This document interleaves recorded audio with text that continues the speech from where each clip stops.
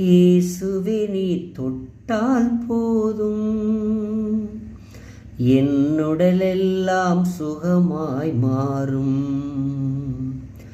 இயேசுவே நீர் சொன்னால் போதும், என் மனசெல்லாம் அற்புதம் காணும்.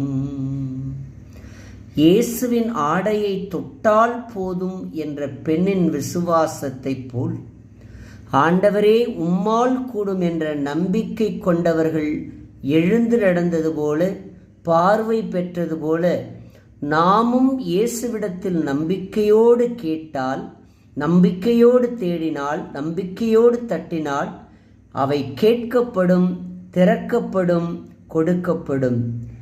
எத்துணை நோய்கள் திமிர்வாதத்தால், மன அழுத்தத்தால், வேதனையால், போராட்டங்களால், உடல் உபாதைகளால், மன இறுக்கத்தால், உடல்நலக் குறைவால், ஆறுதலின்றி, அரவணைப்பின்றி, அன்பின்றி தள்ளப்பட்டவர்கள், நம்பிக்கையிழந்து திசை தெரியாது யாரிடம் செல்லுவது, என்ன கேட்பது, எப்படி கேட்பது, கேட்பது, தட்டுவது, தேடுவது கிடைக்குமா என்ற தளர்வுற்ற நம்பிக்கையோடு இன்று நம்மில் பலரும், ஏன் நாமும் திக்குமுக்காடி கொண்டிருக்கிறோம் என்பது உண்மை. நோய்கள் தீருமா, பாவ சுமைகள் அகலுமா, மன்னிப்பு கிடைக்குமா என்றெல்லாம் தெளிவின்றி குன்றிய மனதுடன் சங்கடப்பட்டு கொண்டிருக்கிறோம். இனியும் பாவம் செய்யாதே, சமாதானமாய் போய்வா என்றது போல உன் விசுவாசம் உன்னை குணமாக்கியது.